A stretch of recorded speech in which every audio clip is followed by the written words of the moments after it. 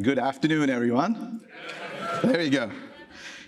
All right, welcome to the session on workspace security. I know a lot of you have probably traveled from distances far away, so this might be late evening for some, perhaps middle of the night for some. Let's do a quick hands-up exercise. How many of you are from the European region here? Quite a few. What about Asia Pacific? All right, we got a few. And then the Americas, north or south? Cool. So today, in the next 45 minutes, I'm going to walk you through the latest advancements in the Google security offerings. Specifically, we'll focus on zero trust controls and AI controls that we intend to roll through the rest of this fall. A couple of housekeeping things. We have set aside about 5 to 10 minutes for questions towards the end. So there's a mic in the center. Please feel free to come ask us questions or challenge any of the assumptions that are out here. Second, there is a way to sign up for all these announcements that we are making today for early access, so don't leave the room before the end of the session. The link for sign up shows up at the end. I also want to introduce my co-speaker for this segment. Grundy would be joining us in a little bit to talk about his experiences on how University of Notre Dame has utilized some of these capabilities for their organization. And if you didn't get my name, I'm Nikhil. I'm responsible for the product management team that builds all these security tools, bringing it to you, our customers. Before I dive in, I want to just recount a story from earlier this morning. When I woke up, I went out for a run, which was more like a stroll. But it was essentially, as I looked out of the bay, I realized this was a beautiful morning. The sun was just coming up. The gorgeous pink and orange hues of sun's reflection were there in the ocean water. And it was really calm, beautiful and serene. Then suddenly, I heard a set of blaring alarms, essentially emergency services rushing to help somebody down the road. Now, why do I recount this? I couldn't help but relate to our world, which is, despite the fact that we may think that a lot of things are going well, there's somebody out there that is being attacked as we speak. There's someone out there that has not realized that a data breach has happened in their organization. And there's someone out there who's trying to deal with all the aftermath of potential breaches. Now, how does Google Workspace help you in tackling some of these problems? What is our design philosophy and our approach to go and make sure that you are not one of those that get impacted by the stats that you see on the screen? If you think about it, we are really architected to keeping all the modern threats in mind. We offer a cloud-native zero-trust infrastructure, as many of you are aware. Your data is stored in the cloud. What that means is we are able to verify every single access request and contextualize it based on specific signals. These could be IP addresses, these could be geolocation, device health, and many others. So having your data in the cloud allows you to continuously verify who is accessing your data and have controls that you need in order to provide fine-grained access. Second, a lot of our threat defenses are powered by AI. And I often use this example when we try to explain the core of AI that we have. If you are a master chef, you have a bunch of secret sauce and secret recipes. That's where our AI model and AI ML intelligence comes into play.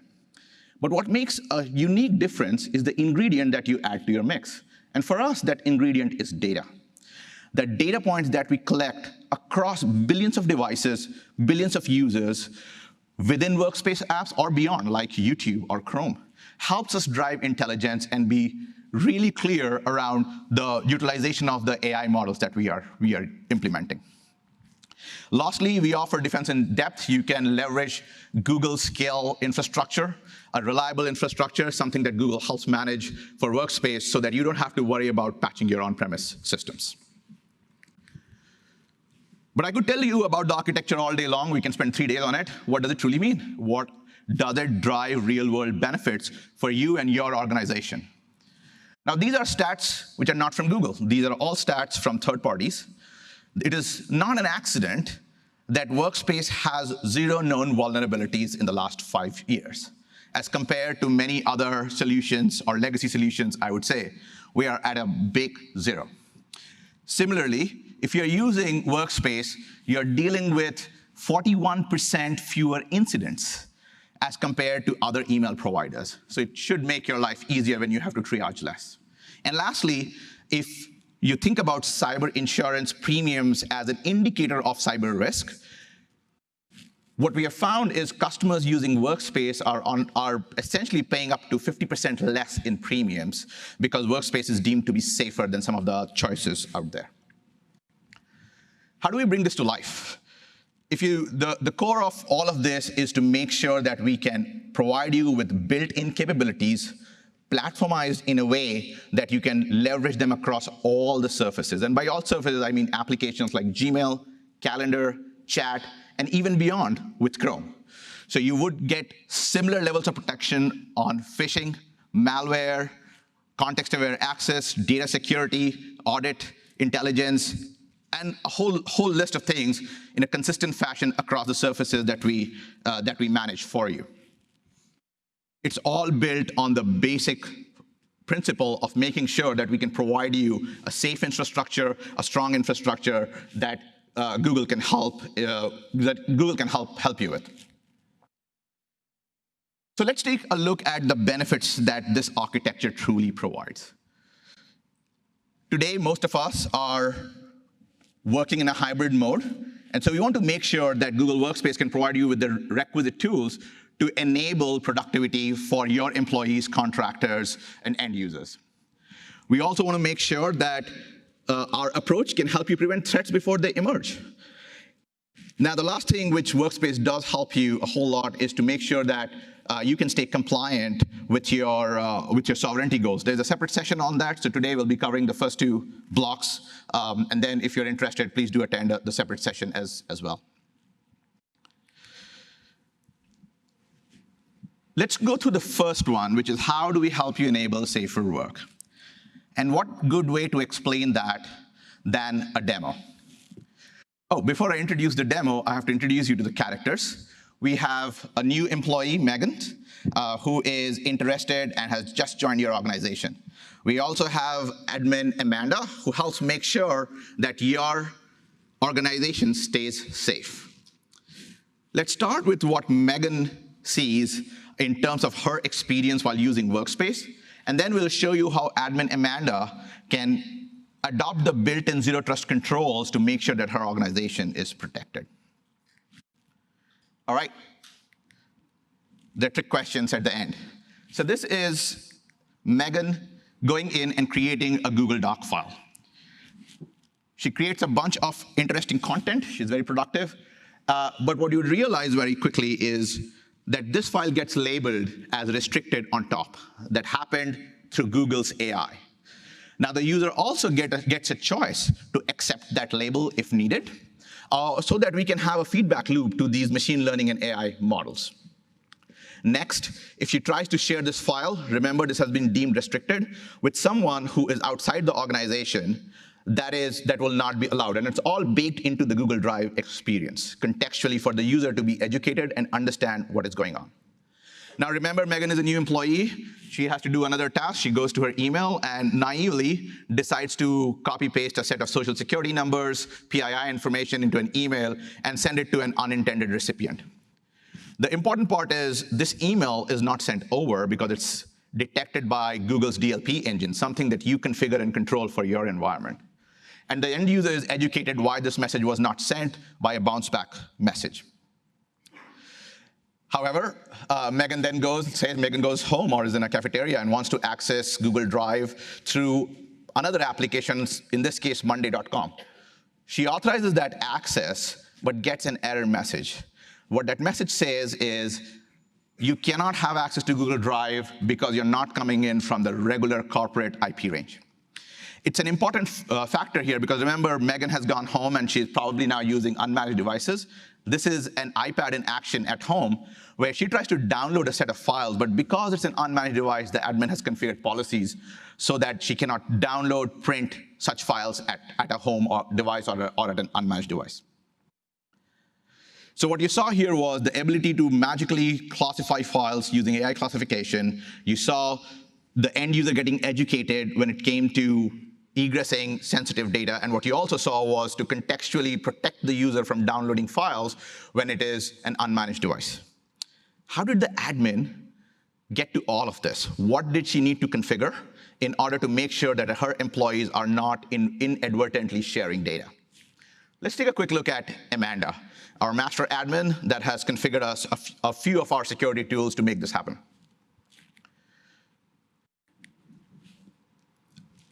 Let's start in the same sequence. AI classification, which is the ability to classify files, is essentially a tool set that Amanda can configure for her organization. She'd be required to choose the taxonomy for her data classification levels, in this case, restricted, confidential, et cetera. And she'd be asked to provide some set of training data, very small sets so that it doesn't become a burden for her to go collect a ton of data and then provide that into the AI models. Once that is done, she would turn on auto application of labels, and that's when the system starts applying applying classification labels to files. Now, next thing, she has configured a data protection rule where she goes in and enables Gmail to be protected by the DLP policies. In this case, she is looking at messages that are sent out of the organization, and she can add her condition. We offer a set of 50+ different out-of-box controls, like social security number or PII information across the different regions. And then she can select what kind of action she would like to have. In this case, she is just fine-tuning her rule to make sure that she has the right level of application configured, and then she's going to block the message. She can send alerts to all the administrators in case such events happen. Now, the important part here is, for those of you who have used email and have used data protection components, we're bringing that to the new modern platform and giving you a lot of advanced capabilities underneath it. One of those capabilities is the ability for the administrator to verify whether this DLP incident was a true incident or a false positive. So admin goes in and looks at what was the incident that happened, what was the DLP violation, and then wants to look at the snippet of that content so that she can quickly decide whether this was truly a flag or whether this was something which was a false positive. Now, in this case, she is first required to add a justification. Why does the admin want to look at user data? And that justification gets logged. And after that, she can go in and look into the details of the snippet, which is provided here for quick reference. It has been built in a privacy-preserving way, and we'll talk about that in a moment.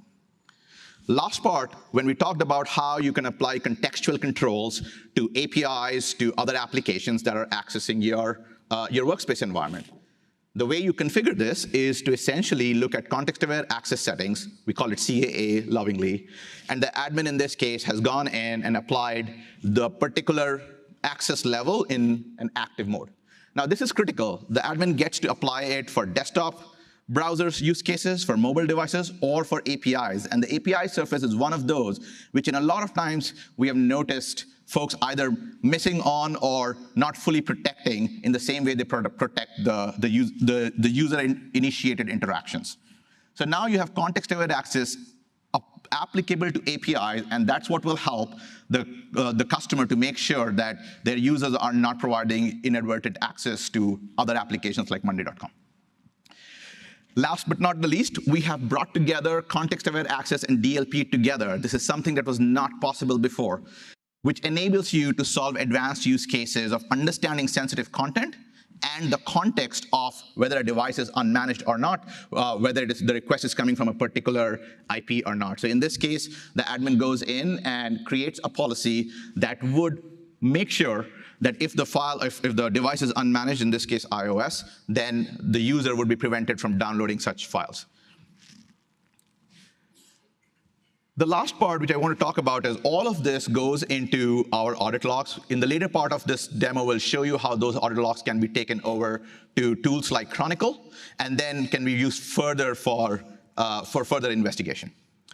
So let's recap. What did you see? You saw AI classification in action. The important part here is to make sure that your users do less, you do less, and you utilize AI systems in order to make sure that your data can be well classified. Let's double click on that for just a minute. How does this work? We use large language models to understand the context of a given document. Let me give you an example. The word POC could mean proof of concept, person of color, and many other things. But unless you actually look at the context of the entire file, it's very hard to figure out whether this document is truly sensitive or not. So step one, we are leveraging the advancements in AI and bringing that to fruition for our customers. But we have been very mindful of developing this in a way that can benefit you and help you deploy in your environment. 3 things to note. First, these are all per customer models. So none of the models learn from each other. You own your model. These are all customized to your environment. These are privacy preserving to the extent that if the models see a social security number, they would just note it as, oh, we saw a social security number, but not the actual content, because we masked that from the models, let alone human readers. Second, these are grounded in your data, which is why we ask you to provide us or the models with some training set. That's an important part to make sure that we can predict efficiently the outcome for your files. And the last one is controlled user feedback. What do I mean by that? We need the users to provide a feedback loop to these models so that the models can get better over time. But you also don't want every single user in your organization to provide that kind of a feedback, because that can taint the model effectiveness. So if you have a large organization that has data guardians, people who understand your crown jewels better, you can designate them to provide such feedback to the models. Or if you are a smaller mid-sized organization that has employees or where employees understand the implications of these, you can roll it out to everyone. So you get the choice, you get the flexibility. This one will be my last show of hands. How many of you have millions of files that you believe have not been classified yet? Almost 50% of the room. I'm amazed that the remaining 50% actually believes you have your data classified. That's pat on your back. Yes. So the reason why I bring this up is this system not only does it scan your files in near real time when a file is created and apply a classification level, it can actually go back historically to all files in Google Drive and provide a classification level automatically applied to it. So if you are worried about, hey, what kind of data do I have? Where is it sitting in terms of its risk profile, in terms of how it should be classified, this tool can help you go do that. Let's move to the next piece of the demo. You saw DLP being configured with the new platform, and also you saw the context-aware DLP pieces where we have brought in the context-aware engine and the DLP engine together for your advanced use cases.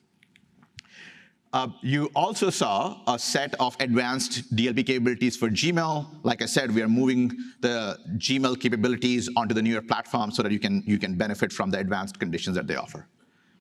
And lastly, we are working very closely with our BeyondCorp enterprise team, where we can provide you with more insights of how your users are accessing data through Chrome or through the surfaces outside Workspace. That can help you evaluate what kind of policies you want to have in place.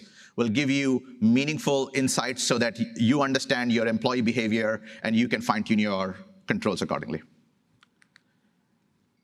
This is part of the reason why large customers like Roche have been really, really grateful for the capabilities that we have offered to them. They have been able to reduce their risk, manage the right level of access with the right level of users and the right level of data.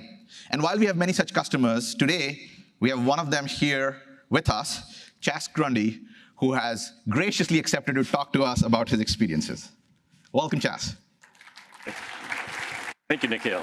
Thank you so much.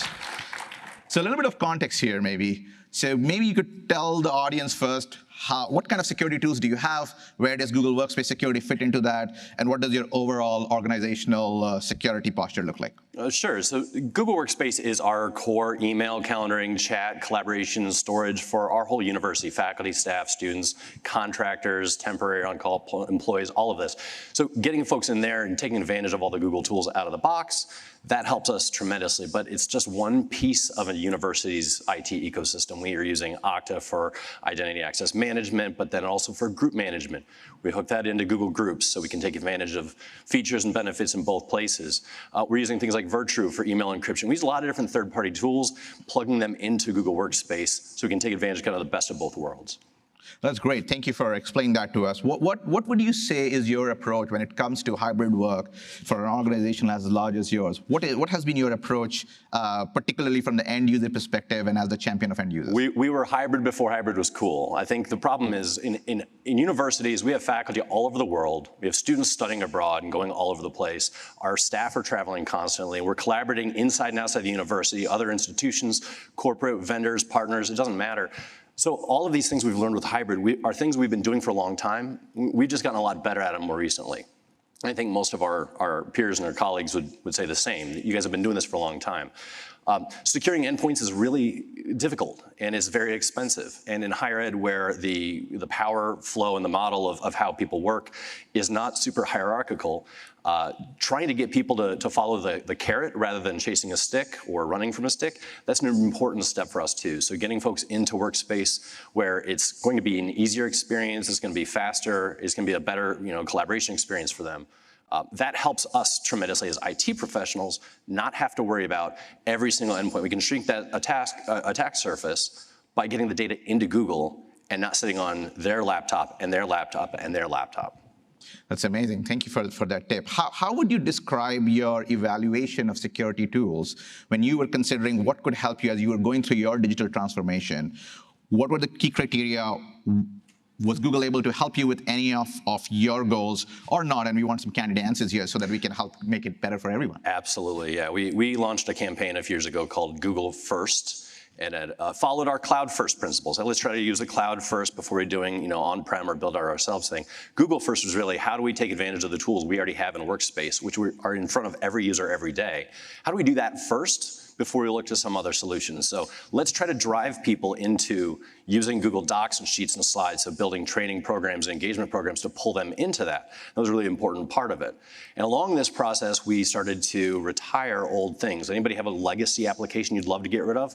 We've got a bazillion of them. One of those was this old storage platform, AFS. We started launching AFS, Andrew File System, developed by MIT in the 80s. We launched this thing in 1989, and we finally got rid of it a few years ago.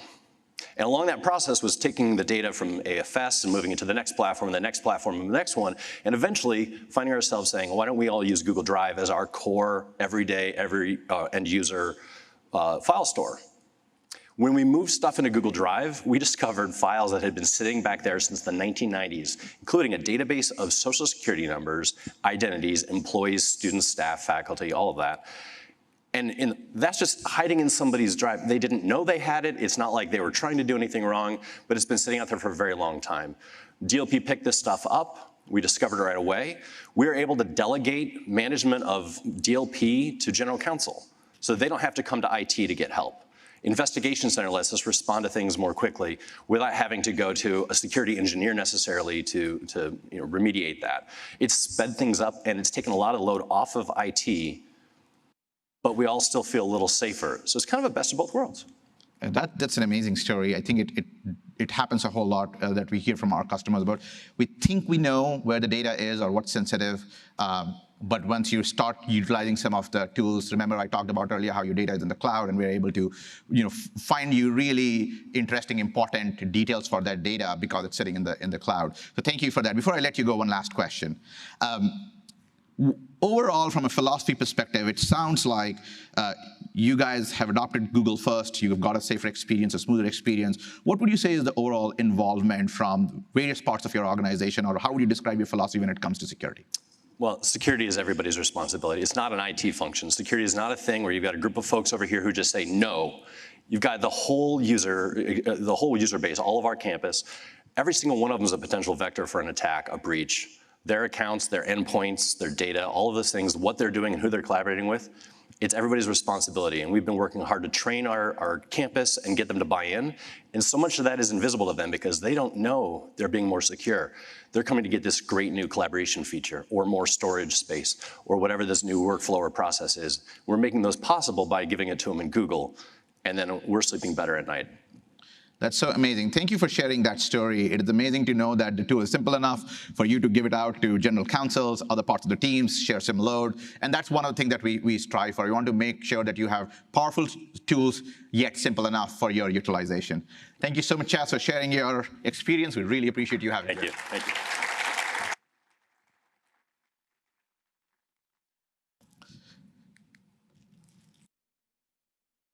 In addition to the things that you saw in the demo, be aware that we are not stopping there. There are a whole lot of new things that we are announcing as a part of our launches.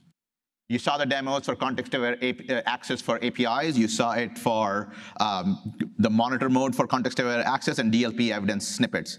The row at the bottom is the stuff that you didn't see in demos, but they're available for you to use and sign up for. For example, trust rules for directories is going into beta really soon. Audit privileges and log exports are coming to you soon as well, and so is iOS VPP and user enrollment beta capabilities. How can you use those? We'll show that to you in a second. Let's switch gears and move into the second part. How do we help you prevent threats before they emerge or as they emerge? Now, again, let's show you a demo. Here is one of our recent advancements that we have announced into beta very recently. This is where you as an administrator can set up the export of your audit logs in a near real-time basis and push them over to Chronicle. Chronicle, which is the screen here, has developed specific out-of-box modules that would help you understand your incidents way better than before. These are all based on workspace logs driven by AI. Now, let's say the outcome of that investigation for the administrator was, oh, I want to change the 2SV settings for one of my users. Now, this user goes in, or this admin goes in and says, oh, this is an exec. We need to give them some extra time so that the 2SV enrollment can happen. That's what you see on your screen. They had to provide a justification, and they had to send it over for approval. Why? Because otherwise, you can have inadvertent changes in your organization. We call it multi-party approvals, something that will require two administrators to sign off on critical changes for your administrative settings. That is also a capability that is coming to beta really soon, and something which some of our customers are already testing. So what did you see here? You saw capabilities to protect against insider risk through the novel way of getting your logs, including Gmail, Drive, and Google Chrome, pushed out to Chronicle in a seamless fashion, much more efficient than what it used to be in the past. It also does not require for you to set up any intermediaries. These logs go directly to Chronicle with the configurations that you make. Next, you also saw what we are calling as multi-party approvals. This is essentially an administrative tool to make sure that you get two people to sign off before you do something nuclear in your organization. Customers like Veolia, and I believe some of them might be in the audience, thank you for trying this out for us. A lot of these capabilities we are building to make sure that your organizations can stay secure, and we really love to get the feedback from all of you as you start testing these capabilities. We're not going to stop there. The world of cookie theft has been becoming more and more relevant in today's day and age. There are advanced attacks, and what Google is doing today is to make sure that we can provide you with new tools, and some of them are turned on by default. Both of these capabilities are turned on by default for your users. What are these capabilities? Let's talk about that for a second. So first thing is we are introducing a high-frequency cookie rotation into your organizations. What it means is the window of opportunity for any potential hacker is very small, because the cookies do tend to get rotated pretty quickly. The second thing is we have leveraged our AI capabilities to determine and challenge a user when it comes to doing sensitive actions within Gmail. If some of you have noted our recent press releases, we did the same thing with admin console settings as well. So we are on a continuum to make sure all surfaces are covered with better cookie theft protections. The next one is today we are announcing that we are going to mandate 2SV settings for all administrators. For those of you that attended some of the previous sessions, We have about 10 million paying customers today, and this is an arduous task to move the industry forward. A lot of you already have 2SG settings turned on, particularly for your administrators. But if you look at the long tail, we still find a lot of customers who are not benefiting from this capability. This rollout will happen over the next several quarters, and we will be doing it in phases. So the customers who get impacted in phase 1 will be notified, and with phase 2 and phase 3 and so on and so forth. So be aware that this is coming for all administrators in near future. And last but not least, in addition to Workspace security tools, what you also get is a whole host of tools from Google Cloud Security. Please do take a look at some of these sessions out there. And we have recently also announced new partnerships with leading vendors like VMware, Okta, and Jump Cloud to help you with your security journeys. We take a lot of pride in serving our customers, but at the same time, we want to be realistic. There is a reason why almost 10 million paying customers are using us and keeping their data safe. If your organization name is on this slide, thank you. We really appreciate your feedback to make sure that we can create a better, stronger, and a safer organization overall for everyone. And if there's one thing that you take away from this talk, as I was talking earlier, it really matters on the foundation that we have built for this specific set of use cases while you use Workspace. We want to make sure that you can take benefit or leverage these capabilities in your organization, because remember, like I was talking earlier, we would like everybody to have those beautiful mornings with the pink and orange sky and a calm ocean without the emergency services part, right? And therefore, we are developing these tools so that you can use them appropriately in your respective organizations. And as I promised, this is how you can access all the early launch features. This leads to a Google form. You can sign up on a per feature basis. So we want to give you only the stuff that you really care about or you really need. So you can sign up for all the capabilities that we showed you today, or you can select some. If you sign up in this form, in the next few weeks, somebody from the Google security team, product security team would reach out to you and give you the appropriate steps for signing up for these feature. Once again, we care about your feedback, and that's why we want to release some of these newer capabilities with you folks, our trusted testers, before we launch them to general availability.